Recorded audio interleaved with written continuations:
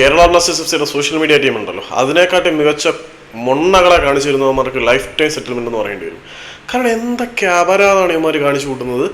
ഈ ആരാധകർ ക്ലബിനെതിരെ unfollow campaign ആരംഭിച്ചപ്പം Kerala ബ്ലാസ്റ്റേഴ്സിന്റെ ആരാധകരോട് ചേർന്ന് നിന്ന വിദേശ താരങ്ങളുടെ അക്കൗണ്ടുകൾ മുഴുവൻ അൺഫോളോ ചെയ്യാനാണ് ഇവന്മാരുടെ തീരുമാനം.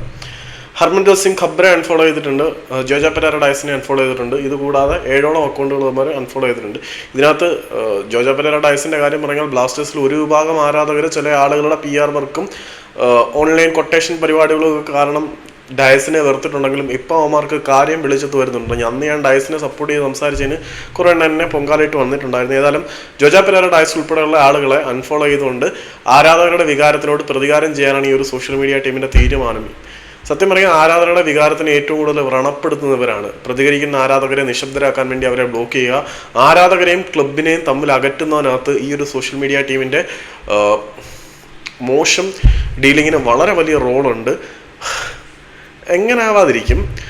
ഒഡീഷ എന്നൊരുത്തൻ കെട്ടിയെടുത്തിട്ട് അവൻ ഈ ക്ലബിനെ നശിപ്പിച്ചു. മീഡിയ ടീമിലേക്ക് അവൻ്റെ അനിയനെ കൊണ്ട് ഹെഡായിട്ട് നിയമിച്ച് അവിടെ കുറേ മണ്ണാളെ വെച്ചിട്ട് നല്ല നല്ല ക്യാരക്ടറുള്ള കുറേ എണ്ണത്തിനെയാണ് കൊണ്ടുവച്ചിരിക്കുന്നത്. അത് കാരണം ആരാധകരും ക്ലബ്ബിൽ തമ്മിലുള്ള അന്തരം വർദ്ധിക്കും. പതിയെ പതിയെ ആരാധകരിൽ നിന്നും ഈ ഒരു ക്ലബ്ബ് അകന്നു പോകാനുള്ള സാധ്യത വളരെ കൂടുതലാണ്.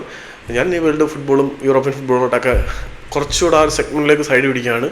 പിന്നെ ഇൻസ്റ്റയിൽ ഇന്ന് തൊട്ട് പണ്ടത്തെ പുരാണ പാരായണം സ്റ്റാർട്ട് ചെയ്യാം.